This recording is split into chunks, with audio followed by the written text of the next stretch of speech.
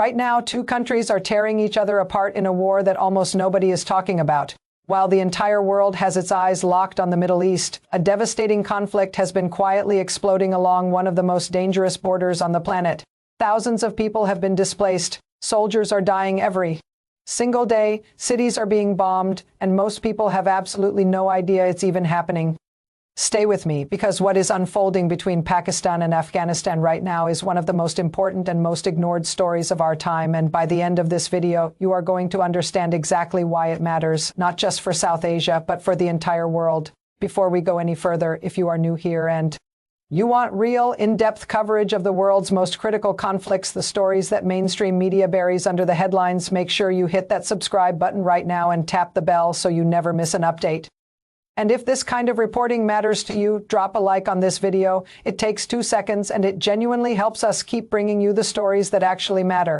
Now, let's go back to where this all began, because to understand the war that is happening today, you have to understand the complicated and deeply toxic relationship between Pakistan and Afghanistan that has been building for decades. For years, Pakistan played a very careful game with the Afghan Taliban.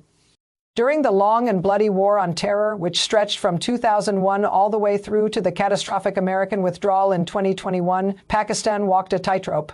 Publicly, Islamabad was an ally of the United States.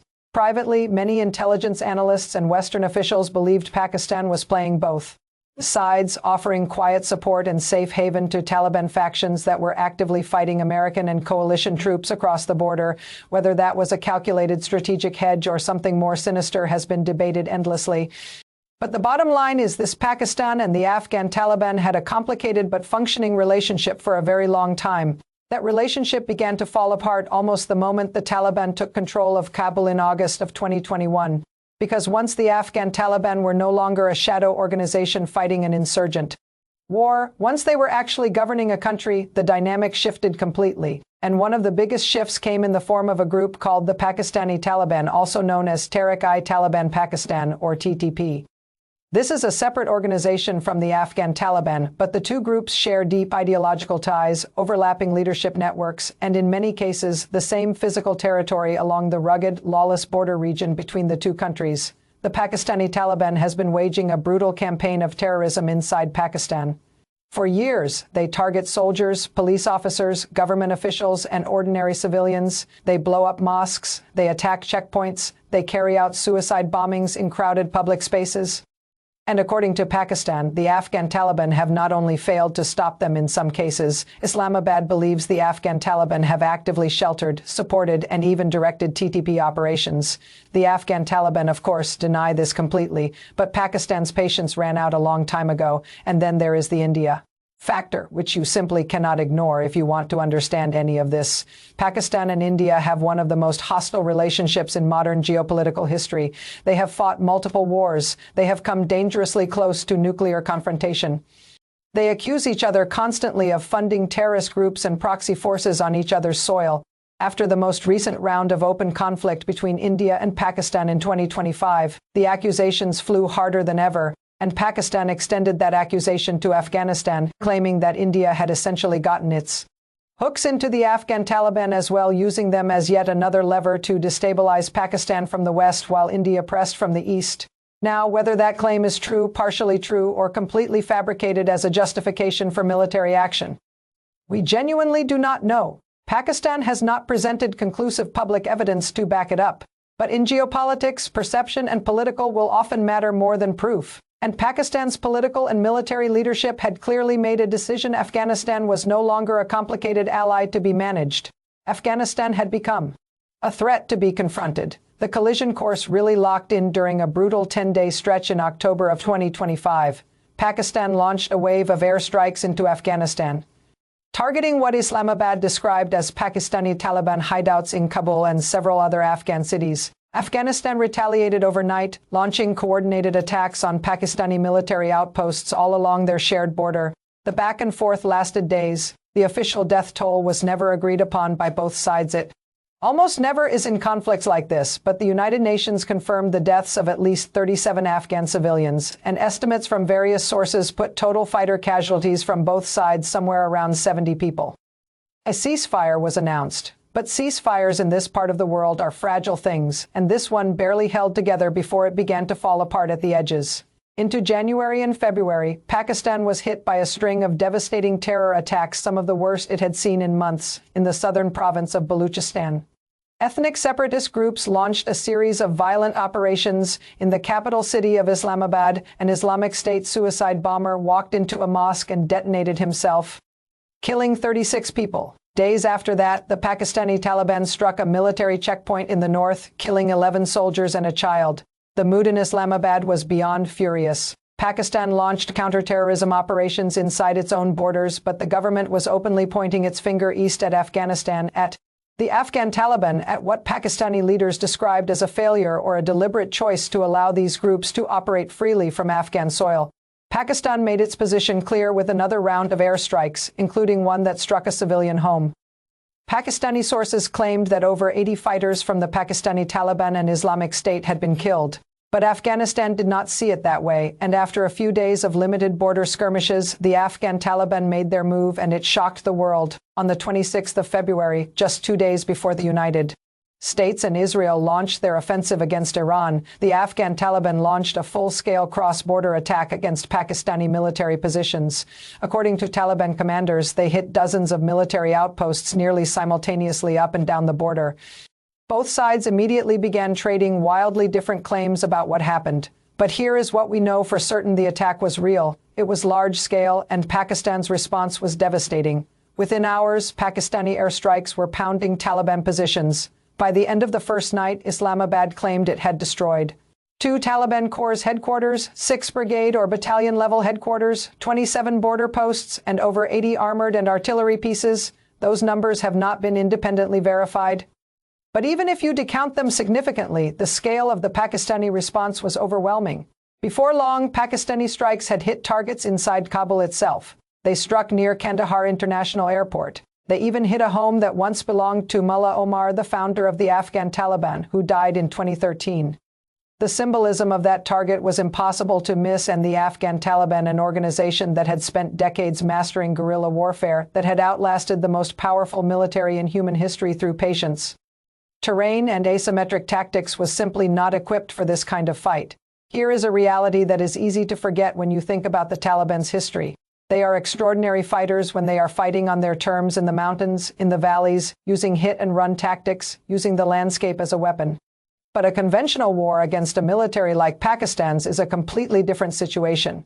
Afghanistan's land forces are under-equipped and poorly organized. The country has only a handful of flyable combat aircraft on any given day. Its intelligence capability is limited. In a head-to-head conventional engagement, there is no comparison. Pakistan has one of the largest and most capable militaries on earth. It has been preparing for high-intensity warfare for decades. It has modern air power, real-time intelligence, disciplined ground forces, and yes, nuclear weapons, though obviously those are not part of this equation. Pakistan versus Afghanistan in a conventional fight is not a close contest, and the events of late February and early March proved exactly that. By the 1st of March, Pakistan had struck Bagram Air Base, the former American military installation that had once been the hub of the entire US war in Afghanistan.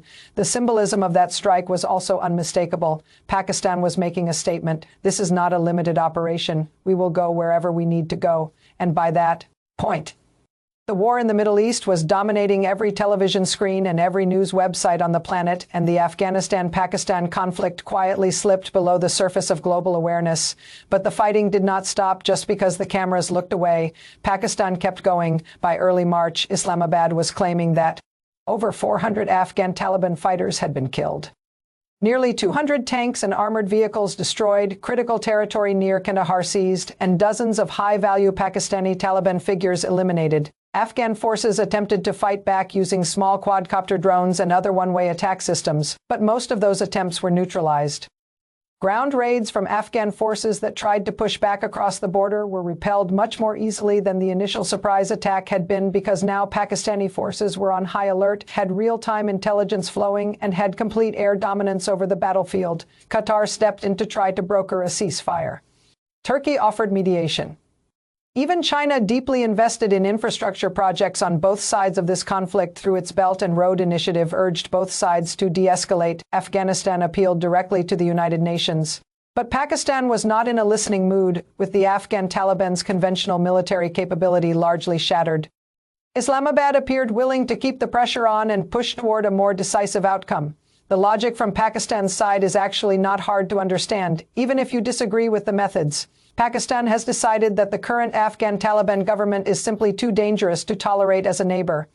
Not because Afghanistan could ever defeat Pakistan in a conventional war, we have already established that, but because a hostile Afghanistan gives the Pakistani Taliban and other insurgent groups a permanent sanctuary, a place to train, to plan, to regroup after operations inside Pakistan. In Pakistan's view, the choice is simple. Either Kabul controls its territory and its border regions, or Pakistan will make that border zone inhospitable for anyone who wants to use it against Islamabad, and no amount of international pressure appears to be changing that calculation right now. The United States has openly endorsed Pakistan's actions. China is too economically entangled with Pakistan to seriously oppose it. India has its own priorities and is hardly going to publicly defend the Afghan Taliban. No major power has both the motivation and the diplomatic leverage to force Pakistan to stop. So as of today, the war continues. Daily skirmishes along the border have become routine. Airstrikes on Afghan cities and depots are ongoing. The United Nations has confirmed more than 50 civilians killed, most of them Afghan, with over 100,000 people displaced inside Afghanistan and thousands more displaced inside Pakistan. The human cost is rising every single day, mostly invisible to the outside world. This is the story that deserves your attention. Two nuclear-armed neighbors, well, one nuclear-armed nation and its significantly weaker neighbor locked in a conflict that has the potential to reshape South Asian politics for a generation.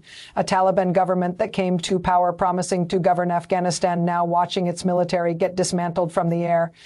A Pakistan that has decided that enough is enough, regardless of what the world thinks. What happens next is genuinely unclear. Does Pakistan push all the way to a decisive military conclusion? Does Afghanistan find a way to bring enough international pressure to force a ceasefire that actually holds? Does this conflict draw in other regional players as it drags on? And what happens to the millions of ordinary Afghan civilians who are caught in the middle of all of this, people who have already survived decades of war and who deserve, more than anything, a chance at something resembling peace? These are the questions that matter. These are the questions we are going to keep asking and keep covering, no matter what else is happening in the world. Because every conflict deserves a witness, and every person affected by war deserves to have their story told. If this video gave you a clearer picture of what is really happening in South Asia right now, please share it with someone who needs to see it. Most people have no idea this war is even happening. You can change that with one share. Drop your thoughts in the comments. What do you think Pakistan's end goal is here? Do you think Afghanistan has any real options left? And do you think the international community is completely failing in its responsibility to these civilian populations? I want to hear what you think. And if you are not subscribed yet, now is the time. Hit that button. Stay with us, because this story is far from over.